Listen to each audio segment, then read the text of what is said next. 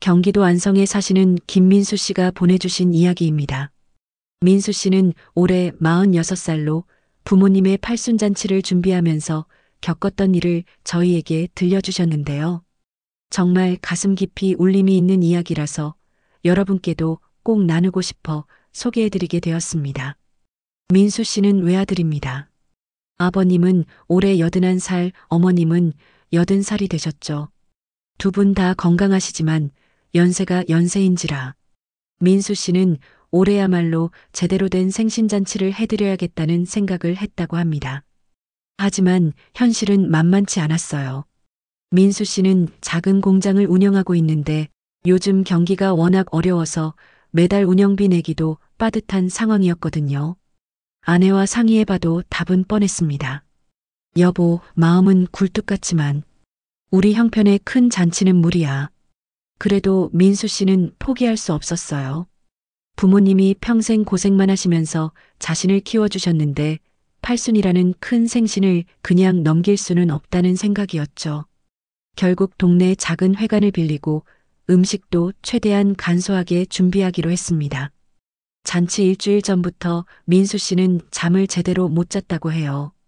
밤마다 걱정이 밀려왔거든요. 사람들이 과연 몇 명이나 올까? 음식이 부족하면 어떡하지? 너무 초라하면 부모님께 죄송할 텐데. 드디어 잔치 당일이 되었습니다. 민수 씨는 새벽부터 회관에 나가서 준비를 시작했어요. 꽃 몇 송이와 현수막 하나가 전부였지만 최대한 정성스럽게 꾸몄습니다. 오전 11시 잔치가 시작될 시간이 다가왔어요. 하지만 회관은 텅텅 비어 있었습니다. 부모님을 모시고 들어서니 30명 정도 앉을 수 있는 공간에 겨우 5~6명만 앉아 계셨어요. 동네 이장님과 몇몇 이웃들 뿐이었죠. 민수 씨의 마음은 무너져 내렸습니다. 이럴 줄 알았어야 했는데 부모님께 너무 죄송했어요. 두 분은 아무 말씀 안 하셨지만 표정이 어딘지 서운해 보이셨거든요.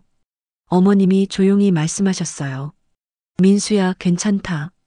우리 같은 늙은이 잔치에 누가 와주겠니? 이것만으로도 고맙다. 그 말이 민수 씨의 가슴을 더욱 아프게 했습니다.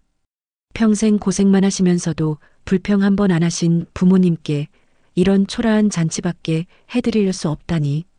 시간은 흘러갔지만 사람들은 더 오지 않았어요. 간간히 와주신 분들도 어색한 분위기를 견디지 못하고 하나둘 자리를 뜨기 시작했습니다. 민수 씨는 정말 땅에 구멍이 있으면 들어가고 싶었어요. 그런데 정오가 조금 넘었을 때였습니다. 회관문이 열리더니 할머니 한 분이 들어오셨어요. 지팡이를 짚고 계신 할머니였는데 민수 씨는 처음 보는 분이었어요. 할머니가 부모님께 다가가서 말씀하셨습니다. 형님, 형수님, 오랜만이에요. 기억하세요? 30년 전에 옆마을에서 혼자 살던 박순덕이에요. 어머님이 깜짝 놀라며 일어나셨어요. 아유, 순덕이 맞네. 어떻게 알고 오셨어요? 이장님한테 들었어요. 형수님이 김장할 때마다 저한테 김치 한 포기씩 갖다 주신 거 평생 못 잊어요. 그때 저 혼자 몸으로 얼마나 고마웠는지. 민수 씨는 어리둥절했어요. 어머님이 그런 일을 하셨다는 걸 전혀 몰랐거든요. 그런데 이게 끝이 아니었습니다. 박순덕 할머니가 오신 지 얼마 안 되어 또 다른 분이 오셨어요. 이번에는 50대 중반쯤 되어 보이는 남자분이었는데 정장을 입고 정중하게 인사를 드렸습니다. 어머님, 아버님, 정말 오랜만입니다. 저 기억하세요? 25년 전에 옆집에 살던 이철수입니다. 아버님이 눈을 크게 뜨셨어요. 아, 철수 맞구나. 어쩐지 낯이 익더라. 그런데 넌 어떻게 알고 왔니? 제가 지금 서울에서 회사를 운영하고 있는데 우연히 동창을 만나서 이 소식을 들었어요. 아버님이 제가 고등학교 다닐 때 학비 못 내서 자퇴하려고 했을 때 몰래 돈 봉투를 주셨던 거 평생 못 잊습니다. 그 돈으로 학교를 마치고 대학도 갈 수 있었어요. 민수 씨는 또 한 번 놀랐습니다. 아버님이 그런 일을 하셨다는 것도 처음 듣는 이야기였어요. 그런데 정말 신기한 일이 벌어졌습니다. 이철수 씨가 오신 후로 사람들이 하나둘 계속 들어오기 시작한 거예요. 어머님, 저예요. 옆마을 최영이에요. 제가 아이 낳고 몸조리할 때 미역국 끓여서 매일 갖다 주신 거 잊을 수가 있나요? 아버님, 저 김상철이에요. 농사일 바쁠 때마다 와서 도와주셨던 거 기억하시죠? 제가 군대 가기 전까지 우리 집 일손이 모자랄 때마다 형님, 형수님, 저희 부부예요. 기억하세요?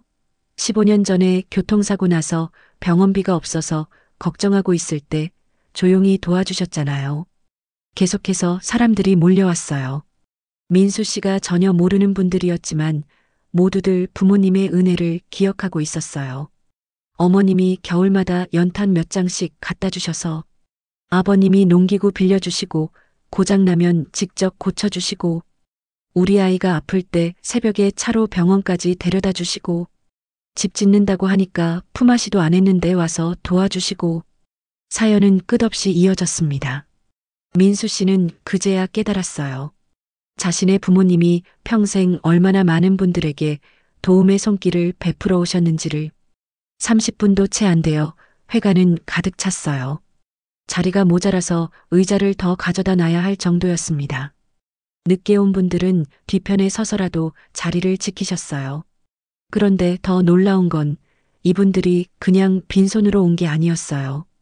박순덕 할머니는 형수님이 김치 주신 마음에 보답하고 싶어서라며 정성스럽게 싼 축의금 봉투를 내밀었고 이철수 씨는 아버님 은혜에 조금이라도 보답하는 마음으로라며 꽤 두툼한 봉투를 드렸어요.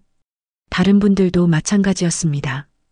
그때 도움받은 마음을 잊을 수 없어서 은혜를 갚고 싶어서라며 모두들 정성스럽게 준비해온 마음을 전해주셨어요. 민수 씨는 그 순간 정말 울음이 터져 나왔습니다. 부모님도 마찬가지였어요. 특히 어머님은 손수건으로 눈물을 닦으시며 말씀하셨어요. 아이고, 고마워라. 우리가 뭘 그리 대단한 일을 했다고. 그냥 어려운 이웃이면 당연히 도와주는 거 아니야.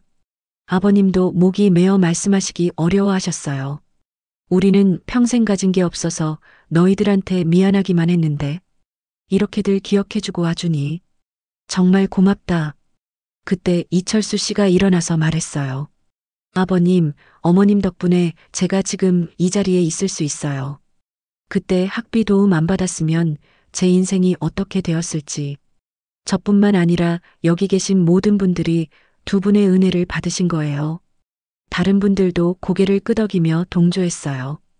회관 안은 감동의 물결로 가득했습니다. 그 후로 잔치는 정말 화기애애하게 진행되었어요. 사람들은 서로 옛 이야기를 나누며 웃었고 부모님을 중심으로 따뜻한 분위기가 이어졌습니다. 민수 씨는 그 광경을 바라보며 계속 눈물이 났어요. 아침에는 이 회관이 너무 크다고 생각했는데 지금은 오히려 사람들을 다 담기에 부족할 정도였거든요. 한 할아버지가 민수 씨에게 다가와서 말씀하셨어요. 젊은이, 부모님 자랑스럽지? 이 동네에서 내 부모님 모르는 사람 없어. 누구든지 어려우면 제일 먼저 달려가서 도와주시는 분들이야. 다른 할머니도 거들었어요. 맞아, 맞아. 우리가 이렇게 모인 것도 당연한 거지. 은혜를 잊으면 사람이 아니야. 민수 씨는 그 순간 깊이 깨달았다고 해요. 자신은 평생 부모님을 잘못 알고 있었구나. 어릴 때부터 민수 씨는 부모님이 가난해서 자신에게 물질적으로 많은 걸 해주지 못한다고 생각했어요. 친구들은 용돈도 많이 받고 좋은 옷도 사 입고 학원도 여러 개 다니는데 자신은 그런 것들을 누리지 못한다고 서운해했거든요. 하지만 오늘 깨달았어요. 부모님이 더 귀한 것들을 물려주고 계셨던 거죠. 나누는 마음, 어려운 이웃을 돌보는 따뜻함, 조건 없이 베푸는 사랑, 남을 먼저 생각하는 마음씨. 이런 것들이야말로 진짜 재산이었던 거예요. 돈으로는 살 수 없는 그 어떤 물질적 풍요보다도 값진 것들이었죠. 잔치 중간에 한 분이 일어나서 건배를 제의했어요. 모두들 잔 한번 들어봅시다. 우리 인생의 스승이신 두 분께 감사의 마음을 전합시다. 건배. 회관 안에 우렁찬 목소리가 울려 퍼졌어요. 그 순간 민수 씨는 정말 가슴이 벅차올랐어요. 이보다 더 성공적인 팔순잔치가 있을까 싶었거든요. 화려한 장식이나 비싼 음식이 중요한 게 아니었어요. 진심으로 축하해주는 사람들의 마음, 그것이야말로 가장 소중한 선물이었던 거죠. 잔치가 끝날 무렵 민수 씨는 부모님께 조용히 다가가서 말씀드렸어요. 아버지, 어머니, 죄송했어요. 저는 우리 집이 가난해서 부끄러워했는데 오늘 보니까 우리 집이 이 세상에서 가장 부자였네요. 아버님이 아들의 어깨를 두드리며 말씀하셨어요. 민수야, 고맙다. 내가 이렇게 잔치를 준비해줘서 고맙고 오늘 이 자리를 통해서 우리가 얼마나 많은 사람들의 사랑을 받고 사는지 알게 되어서 고맙다. 어머님도 아들의 손을 잡으며 말씀하셨어요. 민수야, 돈 많이 벌어서 큰 잔치 해주려는 마음만으로도 충분히 고맙다. 하지만 기억해라. 진짜 부자는 많이 가진 사람이 아니라 많이 나눈 사람이야. 오늘 이 자리가 그걸 증명해주지 않니? 그날 밤 집으로 돌아온 민수 씨는 아내에게 말했어요. 여보, 오늘 정말 많은 걸 배웠어. 우리 아이들에게도 부모님처럼 살라고 가르치자. 돈보다 더 중요한 게 있다는 걸 알려주자. 아내도 감동받아 눈물을 흘리며 고개를 끄덕였다고 해요. 당신 말이 맞아요. 우리 아이들도 할아버지, 할머니처럼 따뜻한 마음을 가진 사람으로 키워야겠어요. 며칠 후 민수 씨는 동네를 다니며 혼자 사시는 어르신들을 찾아뵙기 시작했어요. 부모님이 해오셨던 일들을 이어가고 싶었거든요. 처음에는 어색했지만 점점 자연스러워졌어요. 도움을 받으시는 분들의 고마워하는 모습을 보니 왜 부모님이 평생 이런 일을 해오셨는지 이해가 되었어요. 베푸는 것이 받는 것보다 더 큰 기쁨이라는 것, 나눔의 행복이 어떤 것인지를 비로소 깨달게 된 거죠. 민수 씨는 편지 마지막에 이렇게 써보냈어요. 저는 이 경험을 통해 진짜 교육이 무엇인지 알게 되었습니다.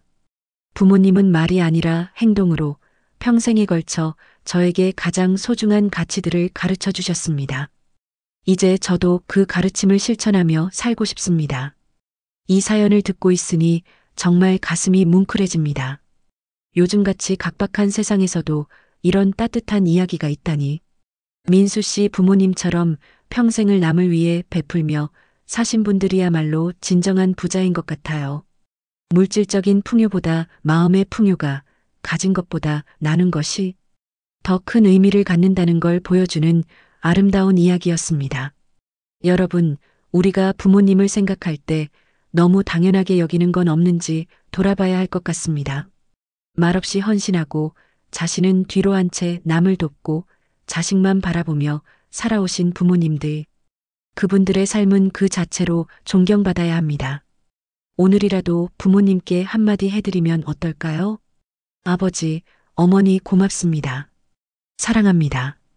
이 한마디가 부모님께는 세상 어떤 선물보다 값진 선물이 될 겁니다. 오늘 이야기가 마음에 와닿으셨다면 구독과 좋아요 부탁드립니다. 다음에도 가슴 따뜻한 이야기로 찾아뵙겠습니다.